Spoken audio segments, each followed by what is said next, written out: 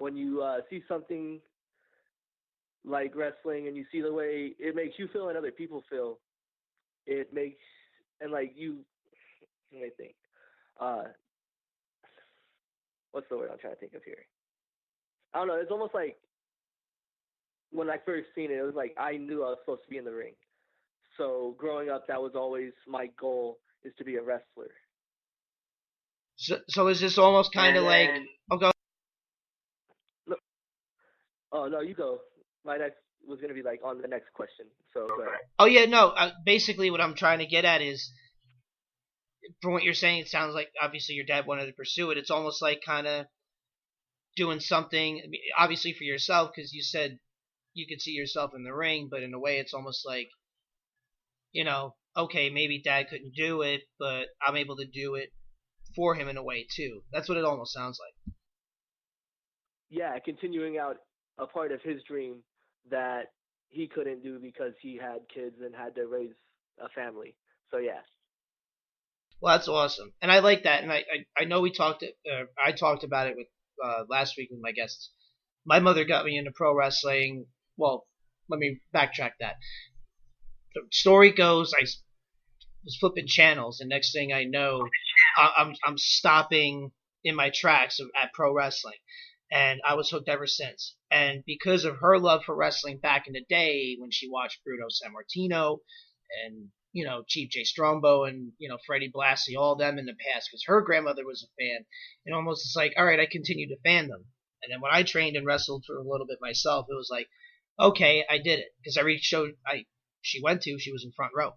So, I totally get that, where like the family, and that's good that obviously then your dad's very supportive of, your family is very supportive of your wrestling endeavor. Yeah. Uh, and then when it originally started out with him coming down to a local promotion in Vegas called Future Stars of Wrestling and training to be a manager, but eventually becoming a referee. And that, I think, like him actually getting to come back into it and getting to live out his dream a little bit more, but in a different way, Yeah. is what made me really think, okay, now's my time to actually do this. Now's my time to like live not only his dream but my dream. Right, and definitely, definitely awesome. I could get behind that 100%. For those of you who are watching live, you can see Shaggy's social links right here. Twitter at Shaggy_Mclovin, and on Instagram the same thing at Shaggy Mclovin. Sharing that for the audience that may not be able to watch live and listening to the replay. Anyway, so okay, you trained. When was your first match, and how long have you actually been an active wrestler? My first match was September 4th, 2016, I want to say. Okay, so you're entering your third year. 2016. Yes, sir. Okay. My third year active pro wrestling nonstop, at least one or two matches a month at the beginning, and then as you go on and get booked elsewhere, you end up wrestling almost every weekend, and it consumes your life. Yeah, absolutely. And I guess that's good if this is what your dream is. And honestly, and I've been talking about this with every guest that has come on recently. You're kind of hitting the stride at the right time, because I don't think pro wrestling's been bigger than what it is right now. I'm discounting the Attitude Era because, I mean, that was just a different anomaly in of itself. I believe it's becoming to a point where talents like yourself have an opportunity to make a living out of this on an independent level. Like reminiscent of back in the days, because when I was working, I would talk to people who had wrestled like in the late 90s, early 2000s, where they're like, dude, I mean, I could work 3 to 4 times a weekend and make a living, and then just spend the rest of the week training and everything else like that. Talk about that. Now you're in your third year, and obviously with AEW coming along and really changing the game on a I guess an international level with their acquisitions, and obviously with their recent announcement of working with AAA, which is a big deal.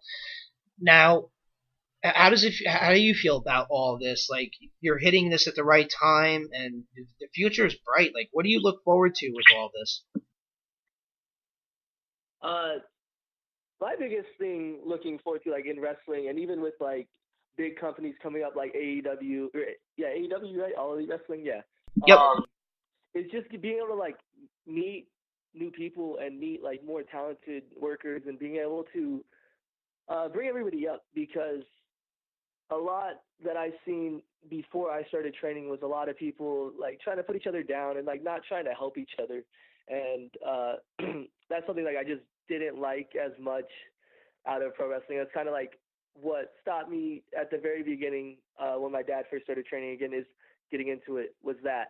So with like All Elite Wrestling and the partnership with AAA and OWE and all of those, uh, it just shows that there's more chances for everybody to be able to help each other out and to make wrestling like bigger than it is and bigger than it's ever been, to be honest.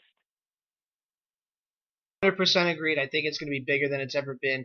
And things like the internet and everything, the way that talents market themselves the way that they are now, it's, the sky's the limit, which is awesome.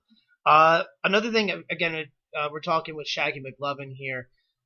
Number one, I'm envious of you because you mainly work out along Las Vegas, which is quite literally my home away from home. So that I'm just going to throw that out there and out of the way. What's the furthest you've traveled to work a show outside of your area? Uh, like, I've done like the California area, Utah, Arizona. I feel like that's all I've hit right now. I've been reaching out to a few companies out in Colorado and possibly like expanding even further than that. So I don't know which one would be the furthest. I know like the furthest drive I've had to make for wrestling so far has been doing shows in Salt Lake City. That's a long drive for us here, and like it's not too long. It's 6 hours, but it's still an overnighter. You ain't gonna drive yeah, six back. Go ahead. No, I'm just saying that's still a long drive. I wouldn't drive back the next day like I normally would.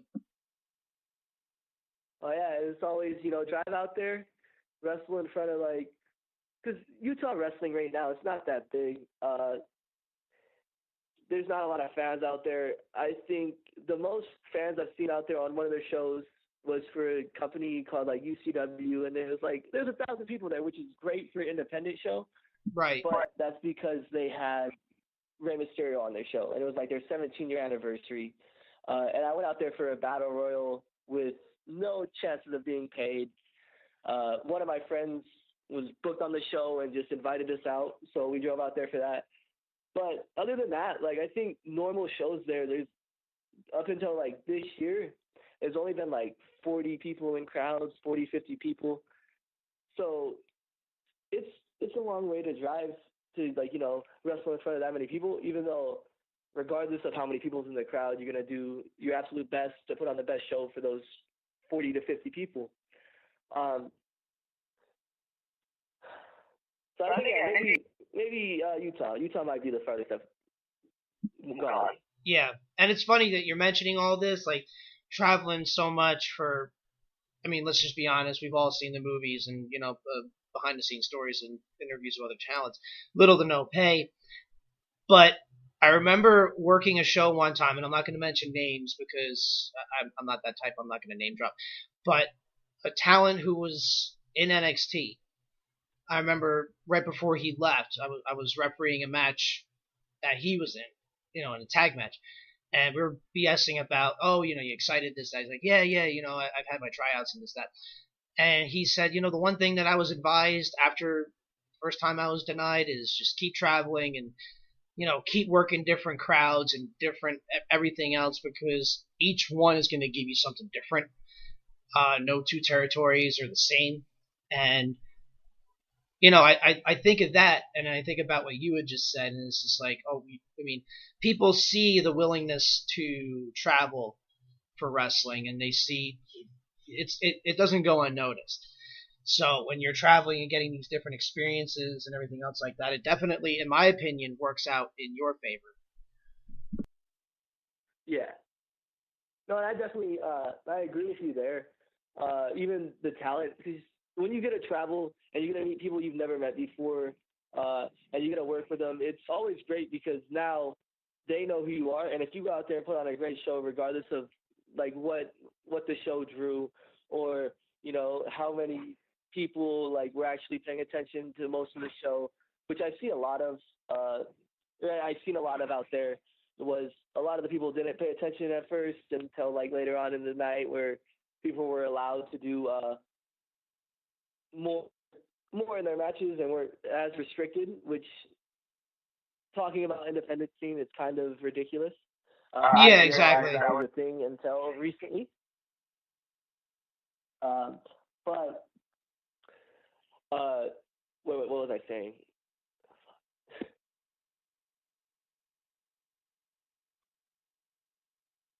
Oh yeah, and just being able to like meet new people and work with them, and then seeing how much you care about your product and about like how you hold yourself to a standard is another thing.